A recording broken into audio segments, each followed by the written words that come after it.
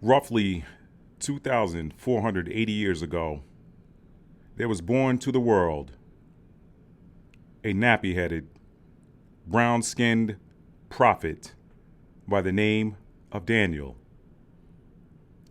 This prophet is one of the most storied prophets in biblical history, and it is difficult for anyone who considers themselves a Bible scholar or a general scripture enthusiast to not see the link between the writings of Daniel and end times prophecy.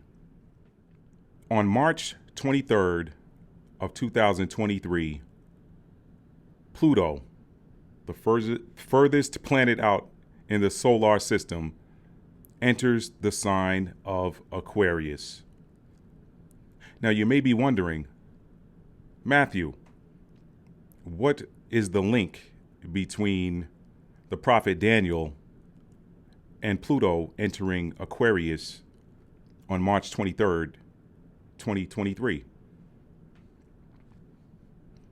I'm glad you asked, because in this upcoming edition of Maddie's Rap, I'm going to read for you a very powerful prophecy that some biblical scholars suggest already took place.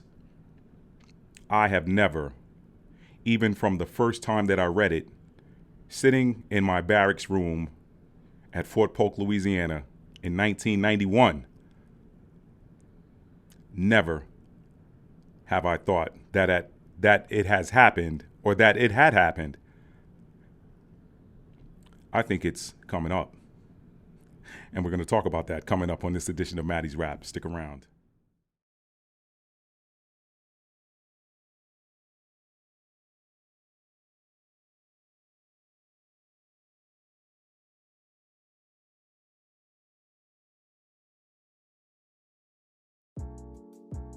Hello, and welcome back to another edition of Maddie's Rap. I am your host, world-renowned author and storyteller, Matt D. Talford, author of the books that you saw in the thumbnails at the beginning of this video. Now, one of my mentors challenged me to see if I can jump right in to the subject matter. It was just a challenge. I said, all right, I'll take it up. Don't expect me to do it every time, but I'll do it just this once. And today's video, I think, is the right one to do it on. If you saw that introduction, you probably paused the video and went and got some popcorn because you really wanted to hear what I'm about to drop today. So let's jump right in. Pluto entering the sign of Aquarius. Daniel, the prophet Daniel, foretelling the destruction, the fall of a system. I am going to not hold you guys any further. I'm going to read for you a passage of scripture. Actually, you know what? Let me read a snippet from a New York Post article that talks about a little bit of the history of Pluto entering Aquarius on planet Earth. Recent history, semi-recent. Recent as of the last time that Pluto did that, and we know that it takes Pluto anywhere from 220 to 200. It takes Pluto roughly 240 years to complete a cycle, because we got 12 astrological signs, and Pluto tends to stay in the sign about 20 years, okay? Give or take a few, whatever. So it takes Pluto roughly 240 years to complete a cycle. So it's not super recent, but it's recent as of these are the things that happened the last time Pluto was in Aquarius. So why don't we jump over to that article? And there will be a link to that article in the description box below so that you guys can read the full article for yourselves. And this is an article that was written by, it was published on March the 20th, 2023, written by, looks like Rita Weigel, okay? And the article is titled, Pluto Enters Aquarius 2023, Effects to Your Life Will Be Seismic. So, now, I'm not going to talk about the personal astrology aspect of it, though you guys know that I love personal astrology. Not so much into the whole planetary and national astrology, so to speak, the transits and all that stuff. I'm more into natal chart astrology because I like helping people to know who they are. So I won't get into the personal aspects of Pluto entering Aquarius as written in this article.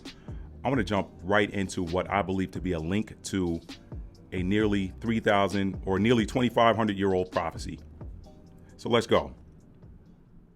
The last time planet Pluto marched through Aquarius was 1778 through 1798, a span of years that saw the French, American, Haitian, and industrial revolutions, as well as the Age of Enlightenment, which in true Aquarian form favored reason over reaction and abstraction over intimacy. Inventions from this era include the hot air balloon, sewing machine, smallpox vaccine, and the parachute. The last go-round of Pluto in Aquarius included the dismantling of social hierarchies, resistance to the powers that be, the revaluation of labor, violent responses to economic disparity, and the wild application of the imagination, leading to technological breakthroughs, themes that will no doubt resurface when Pluto returns to the visionary vapors of Aquarius. The structures of old and the perches of the elite will be eyed with fresh contempt, and the good for a few of us modality of capitalism will no longer suffice. In the future-focused, feeling deficient sign of Aquarius, Pluto's slash and burn path will be interesting to behold. There is a utopian leaning to the Aquarius archetype because Aquarius is a fixed sign.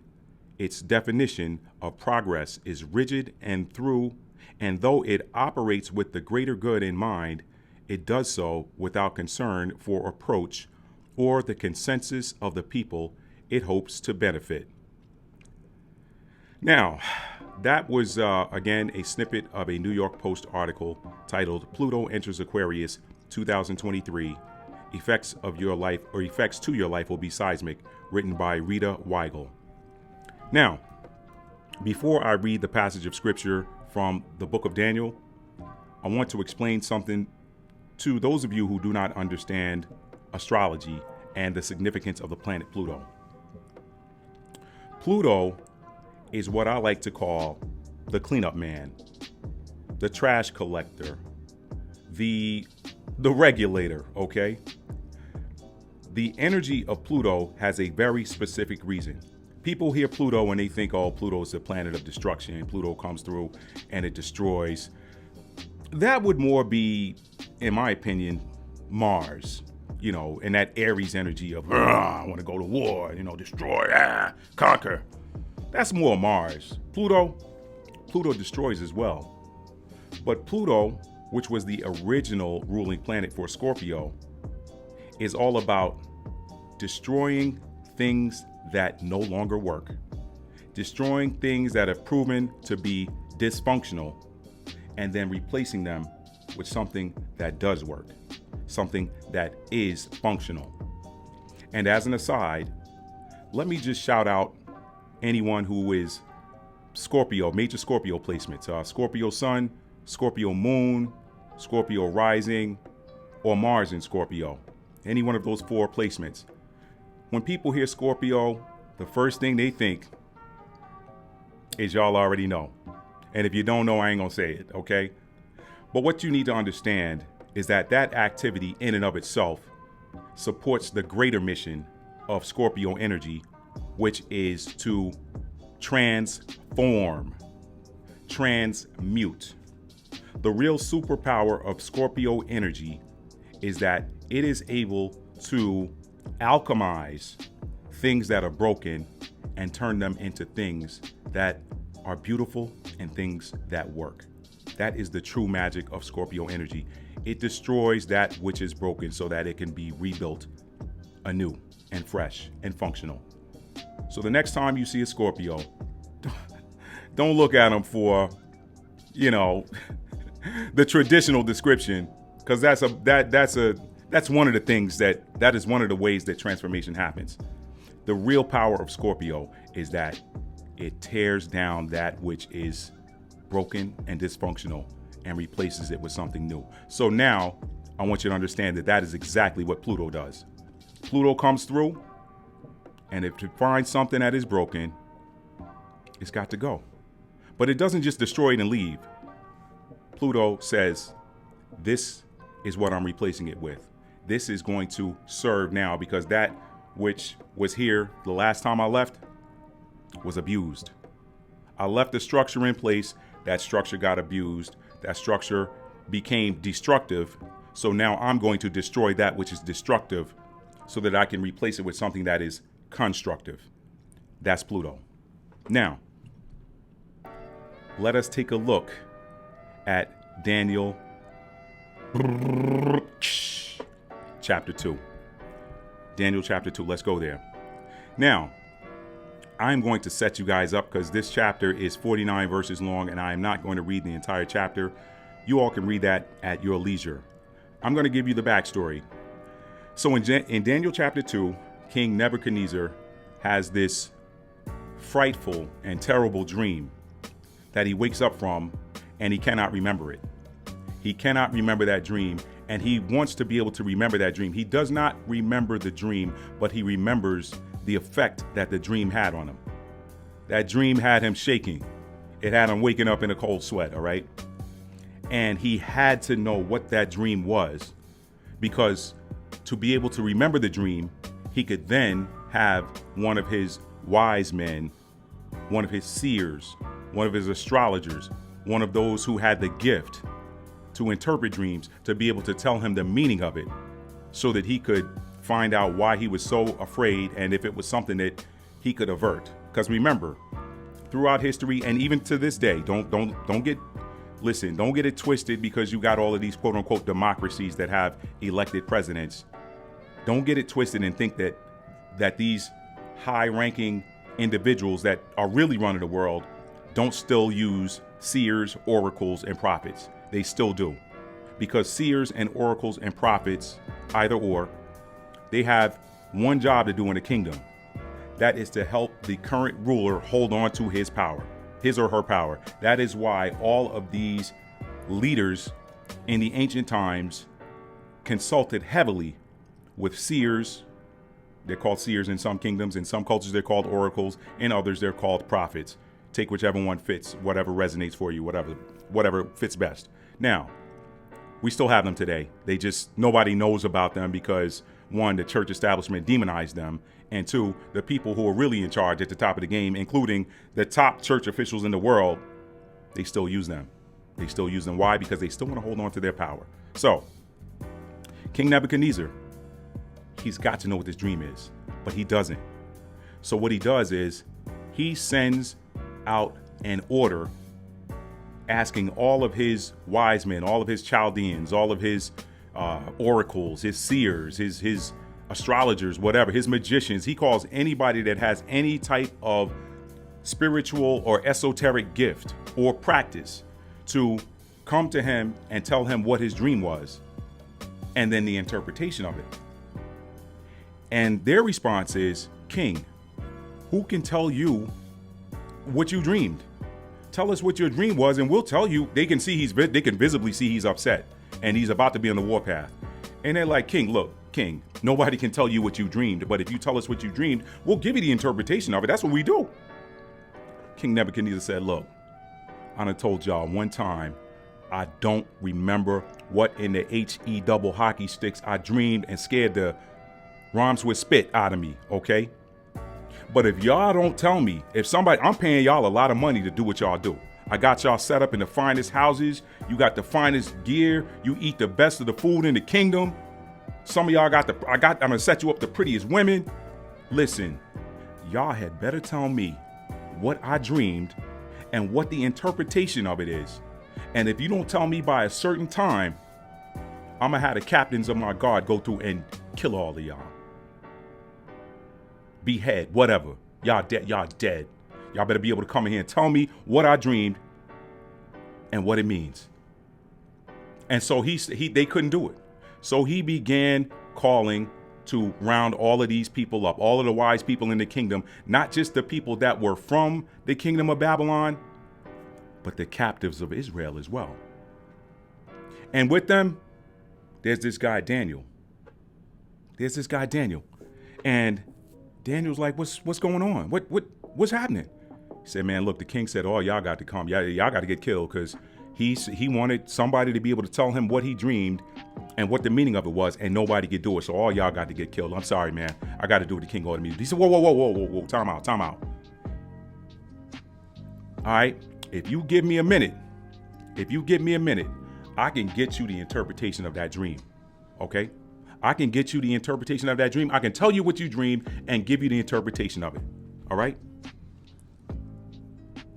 And so, but you know what? Let me skip the chapter. I paraphrased it. I probably didn't. Let me go to verse 24. Okay. Let's see. Let us go here. I'm just gonna jump y'all in a little. I'm gonna skip around. I'm gonna jump in. Okay. I gave you the backdrop. We're gonna jump into Daniel chapter 2, verse 10. The Chaldeans answered before the king and said, there is not a man upon the earth that can show the king's matter.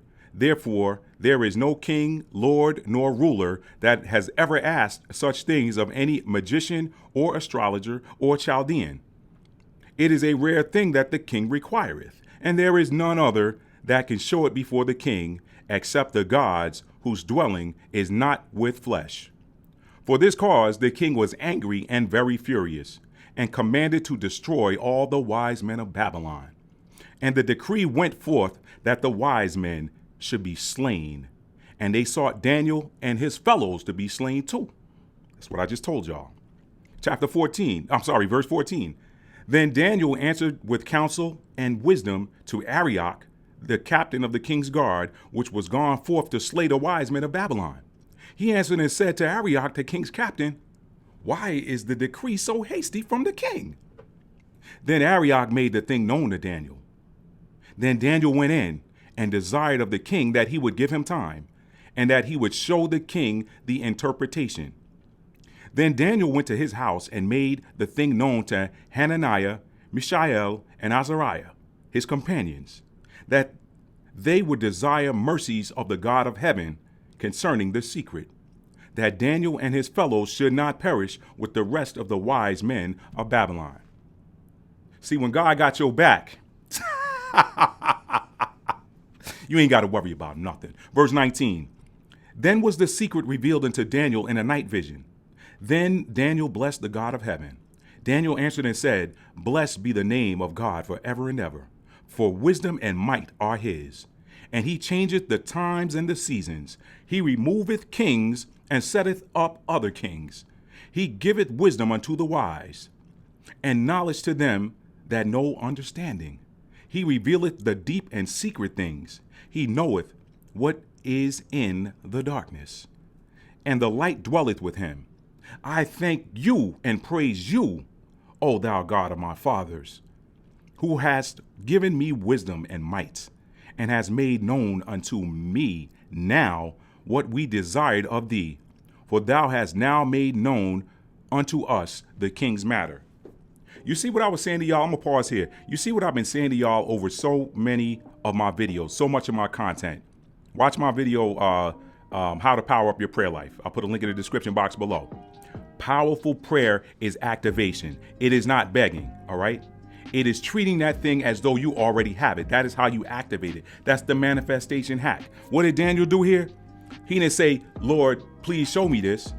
He said, Lord, I thank you that you made this known to me. He activated it. This is what I tell y'all. Powerful prayer is activation. It's not getting on your knees and begging and pleading. Oh God, please Lord, please Jesus. Oh God, that is not powerful prayer. Powerful prayer is speaking into the atmosphere, speaking into the ether and activating that thing as though it already is here, because it is. Remember, I tell y'all all the time, time does not exist. We are multi-dimensional beings. The future version of us is already alive. The past version of us is still there. That's too deep for some of y'all. Let me get back on this, okay? So basically, Oh, God, I didn't want to read this whole thing to y'all, but this is so juicy. Let me go ahead.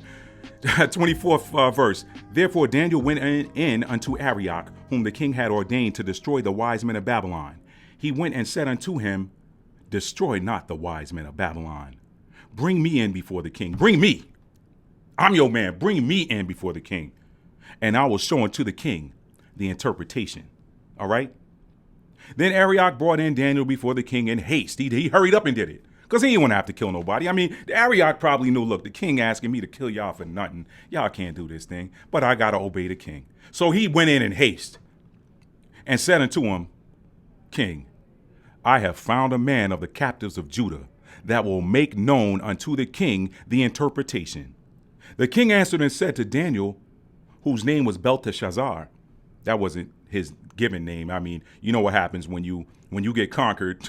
They take away your cultural name and give you a name that's, your name could be, I don't know, your name could be something from your culture, and then they bring you to the United States and name you Sam. Right? So your captives always renaming you to something that they understand. So they changed his name from Daniel to Belteshazzar, but that wasn't his Hebrew name. That was his Babylonian name. Okay? The king answered and said to Daniel, whose name was Belteshazzar, art thou able to make known unto me the dream which I have seen and the interpretation thereof? Daniel answered in the presence of the king and said, the secret which the king hath demanded cannot the wise men, the astrologers, the magicians, the soothsayers show unto the king. Ah, but there is a God in heaven that revealeth secrets and maketh known to the king Nebuchadnezzar what shall be in the latter days. Y'all stay with me. Pay attention to that. Underline that latter days part. And make it known to the king Nebuchadnezzar what shall be in the latter days. Are we in the latter days? I'm going to come back to that. The dream and the visions of thy head upon thy bed are these. As for thee, O king, thy thoughts came into thy mind upon thy bed. What should come to pass hereafter? Meaning not in your lifetime. And he that revealeth secrets maketh known to thee what shall come to pass. But as for me, this secret is not revealed to me for any wisdom that I have more than any living. So see, Daniel did them other magicians and astrologers and seers. He did them a solid right there. He said, listen, this ain't because of any kind of wisdom I got more than anybody else. All right. See, man, listen, when you righteous, man, and you plant righteous seed, it always comes back to you multiplied. He could have threw them under the bus to set himself up. He didn't need to do that. Watch this. Y'all gonna find out in a minute. Okay. Verse 30, but as for me, let me go back to 29, okay? As for thee, O king, thy thoughts came into thy mind upon thy bed, what should come to pass hereafter. And he that revealeth secrets, make it known to thee what shall come to pass. But as for me, this secret is not revealed to me for any wisdom that I have more than anybody else that's living, but for their sakes, that shall make known the interpretation to the king, and that thou mightest know the thoughts of your heart, thy heart. Verse 31, thou, O king, sawest, and behold. So now Daniel's telling them what he saw. Thou, O king, sawest, and behold, a great image. This great image, whose brightness was excellent, stood before thee, and the form thereof was terrible. This image's head was of fine gold, his breast and his arms of silver, his belly and his thighs of brass, his legs of iron, his feet part of iron and part of clay. Thou sawest it till a stone was cut out without hands. A stone was cut out without hands, which smote the image upon his feet that were of iron and clay, and brake them to pieces. Then was the iron, the clay, the brass, the silver, and the gold broken to pieces together, and became like the chaff of the summer threshing floors, and the wind carried them away, that no place was found for them. And the stone that smote the image became a great mountain and filled the whole earth. Okay? Now I want y'all to picture this for a minute before I finish this up. Picture this, okay? What's the quickest way to bring down anything that stands? You strike it at the foundation. If you hit it, the foundation of it, it's going to topple over. It is going to topple over. Isn't that how they do these controlled demolitions of these buildings? They blow out the bottom and then it collapses on top of itself, right? So this stone came out that came out of nowhere, was cut out without you saw the stone being cut. It didn't have any hands on it, and it came down, and that stone got thrown down and bam, hit the giant image on his feet, and then all the pieces fell over. It didn't say it fell over, but if they were broken together with it, then you can assume that this giant thing was hit on the feet, because it said the feet was part clay. It gave you all the body parts. Boom, it fell over. Now, this is the dream, verse 36, and we will tell the interpretation thereof before the king. So he got his boys with him. That's why he said we. Thou, O king, art a king of kings, for the God of heaven hath given you a kingdom, power, and strength, and glory. And wheresoever the children of men dwell, the beasts of the field and the fowls of the air hath he given into thine hand, and hath made thee ruler over all of them. You art this head of gold. All right, so he's telling him that your current kingdom, your current situation as the king of Babylon, you the head of gold. So you the top of this giant statue of a man. If it said it got arms, chest, and legs, then you're looking at the image of a man. So you got this giant statue of a man. And after thee shall arise another kingdom inferior to thee, and another third kingdom of brass, which shall bear rule over all of the earth. Okay? Verse 40, and the fourth kingdom shall be strong as iron, for as much as iron breaketh in pieces and subdueth all things, and as iron that breaketh all these, shall it break in pieces and bruise. And whereas thou sawest the feet and toes, part of potter's clay and part of iron, the kingdom shall be divided. But there shall be in it of the strength of iron, for as much as thou sawest the iron mixed with miry clay. And as the toes of the feet were part of iron and part of clay, so the kingdom shall be partly strong and partly broken. Sound familiar? And whereas thou sawest iron mixed with miry clay, they shall mingle themselves with the seed of men.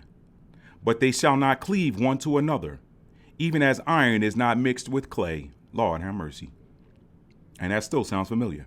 And in the days of these kings shall the God of heaven set up a kingdom which shall never be destroyed, and the kingdom shall not be left to other people, but it shall break in pieces and consume all these kingdoms, and it shall stand forever. Let me read that one more time, because that almost sounds like Pluto. Verse 44, let me read that one more time, y'all. And in the days of these kings, these rulers, shall the God of heaven set up a kingdom which shall never be destroyed. Never, meaning never. And the kingdom shall not be left to other people, but it shall break in pieces and consume all these kingdoms, and it shall stand forever. For as much as thou sawest that the stone was cut out of the mountain without hands, and that it brake in pieces the iron, the brass, the clay, the silver, and the gold, the great God hath made known to the king what shall come to pass on down the line. Says hereafter, but on down the line. All right. And the dream is certain, and the interpretation thereof sure. I'll finish this out for y'all. Then the king Nebuchadnezzar fell upon his face and worshipped Daniel, and commanded that they should offer an oblation and sweet odors unto him. Odieux. So they wanted to give him gifts now. They wanted to bless him, basically. Hey man, look, you did something for me. I'm the king and you did something for me. Look, y'all set this man up. Now here's a king had fell down on his face, and he worshiped before this little nappy-head, brown-skinned captive. Y'all come on, y'all. Y'all come on, y'all. What the scripture said, did it say, stand fast till I make thy enemies thy footstool? That's your enemy if he got you captured and he can give an order to have you taken out. But he says, stand fast till I make your enemies your footstool. Here's the king now of the nation that captured him on his face, worshiping him. That's a message in and of itself, but we ain't gonna deal with that. All right, okay? So, then the king, verse 47, the king answered unto Daniel and said, of a truth it is, that your God is a God of gods and a Lord of kings and a revealer of secrets, seeing that thou couldst reveal this secret. Now the king remembered what it was. He knew it was right. He knew it was right. Daniel didn't come in there and make up something. The king was like, that's what I dreamed. Then the king made Daniel a great man and gave him many great gifts and made him ruler over the whole province of Babylon, and the chief of the governors over all the wise men of Babylon. So here he took this captive that was nothing to anybody, and he set him over all of the wise men that was about to get killed, that he said, hey man, look, I ain't no wiser than they are. Don't do none of that, man. I just listen, man. I just prayed before and worship someone who could reveal these secrets to me. That's all. I'm in communion with the one who is the revealer of secrets. Okay? I ain't gonna say Akashic Records, y'all. I'm gonna leave that conversation for something else, because that might be too heavy for some of y'all. But I know the librarian of the Akashic Records library, and he can go right down to the index, say, oh yeah, this is what he dreamed right here. Tell him that. Boom. That's too spiritual for some of y'all. Let me back up. That ain't religious enough. Let me back up. That ain't religious enough. That ain't biblical enough. Let me back up. Jeez. Then the king made Daniel a great man and gave him many great gifts and made him rule over the entire province of Babylon and the chief of the governors over all the wise men of Babylon. And he did it without having to throw anybody under the bus. That's the beauty of it. He did it without having to throw anybody under the bus. Must have been some Libra energy in him. I don't know. Libra's all about fairness and doing the right thing. Must have been some Libra energy in him. Anyway, when Libra's acting in their light, not the shadow side. Shadow side is reversed. They'll lie to you. But anyway, a lot of people lie. It's not just Libra. Okay, Matt, get back. I hear my mom in my ear telling me, Matt, stay on point. Last verse 49. Then Daniel requested of the king, and he set Shadrach, Meshach, and Abednego over the affairs of the province of Babylon. But Daniel sat in the gate of the king. All right? So Daniel pretty much stayed in the palace, and the rest of the guys, they went. And now Shadrach, Meshach, and Abednego, keep in mind, these are not. Anyway, let me get off of that. Okay. Now, so I told y'all I wasn't going to read that, but it was too rich not to. Sometimes the spirit sends you in a different direction. So I ended up reading it for y'all. Hopefully you enjoyed. That was Daniel chapter 2. I kind of jumped in, not at the beginning, kind of in the middle, told you guys the backstory, and I ended up reading the backstory for you, but it was too rich not to. So, Pluto. Let's draw this link and then wrap this video up. So I read that part of that article for y'all from the New York Times, and then I just read this passage of scripture from Daniel chapter 2. In that article, Miss Rita Weigel, I think Rita is a girl's name. I hope so. It's spelled R-E-D-A. No disrespect to you, Rita. If it's not a guy, not a girl, it's a guy. No disrespect. Could be a foreign name. I don't know. I'm going by what I know. Rita. Anyway, so again, no disrespect if Rita is not a lady. But anyway, this article written by Rita Weigel, we talked about the history of Pluto entering Aquarius, the last time Pluto entered Aquarius, okay? What happened all around the world. Basically revolution.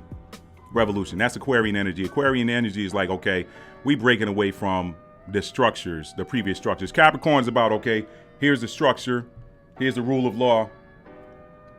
Aquarius is like, nah, we gonna do something different now. Yeah, that was cool then, but we in something new. We in some new energy. So, could this Pluto returning to the sign of Aquarius, given what happened before, spell the end of things that do not work? Things that have not served humanity with justice and righteousness? It begs the question. Again, keep in mind, Pluto energy does not destroy things that work. It destroys things that do not work. Now, I'll leave it up to y'all in the comments to answer if you feel like things have been working here in the United States, in this land called America, and not just in this land called America. Let's go back to Daniel chapter 2. He said the feet were the toes were part clay and part iron, and said that they would mingle with the seed of men, but they would not cleave together. The first time I read it back in 1991, this screamed America. This screamed the West. This screamed England. It screamed France. It screamed Italy. You got all of these different nationalities that have these subgroups within these nationalities. And these nationalities have been strong, okay? America has been the strongest empire since the British Empire, okay? The British Empire, it had been the strongest since the French Empire, okay? The French, the Spanish, and so on. So you had the Spanish Empire, you had the French Empire, you had the English Empire, and then the American Empire. Call it what it is. Call it what it is. These nations, these entities have mixed with the seed of men all around the world. You can go to any continent and find somebody that got a daddy in, or a granddaddy or a mama or a grandmama in Europe or in America. All right? In Europe or in America that may not necessarily be from the same nationality, if you will, the same tribe. See, don't even get me started on geopolitics, because people call themselves, oh, I'm this, I'm that, based on geopolitical lines, but you got the same blood and the same DNA in you that somebody in another country has. So this is why I don't like the whole geopolitical line stuff, because people, don't even get me started on Ethiopia and Eritrea. We talking about the same people, but because they're somebody from another land that ain't even from there came and drew a line, you got people with the national pride. I'm Eritrean. No, I'm Ethiopian. No, y'all the same people. What are you talking about? Y'all the same people. I'm Nigerian. I'm Ghanaian. No, I could find some similarities in the same. Don't get me started, y'all. Don't get me started. And I ain't trying to piss nobody off. I ain't trying to ruffle nobody's feathers. If that offends you, I'm sorry. That was not my intent. Okay? But to get back to the scripture here, they mingle with the seed of men, and they'll have the strength in them of iron, but they would not cleave together. Look at the United States. Let's look at where I'm at. Okay? You got all these different groups in the United States. And, this country in it has the strength of iron, but they don't stick together. Y'all are this, y'all are that. You go to New York, you got Chinatown, you got Little Italy, you got Little Korea, you got all of these different areas. You got the hood, sadly, you got the Jewish village in New York. You got all of these different, people, Greeks, they all live together, the Irish people, they live together. You got all these different groups within that small land area called New York City. And they got their own little neighborhoods and own little towns, and they don't mix too much. They don't go crossing over and all of this. But then you got people, they leave, they go off to fight wars, whatever they leave seed all over the earth. So the first time I read that in 1991, I saw America all over that. So I went to the local, Christian bookstore, whatever, wanted to find some narrative on it, and found a bunch of writings by these Bible scholars that swore up and down that was Alexander the Great, and that happened already. I'm like, but that don't make sense. Because it said in those days, God would establish, he would break all of those kingdoms into pieces.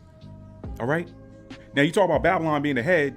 Some people call our fiat money system today, some people call that Babylonian money magic.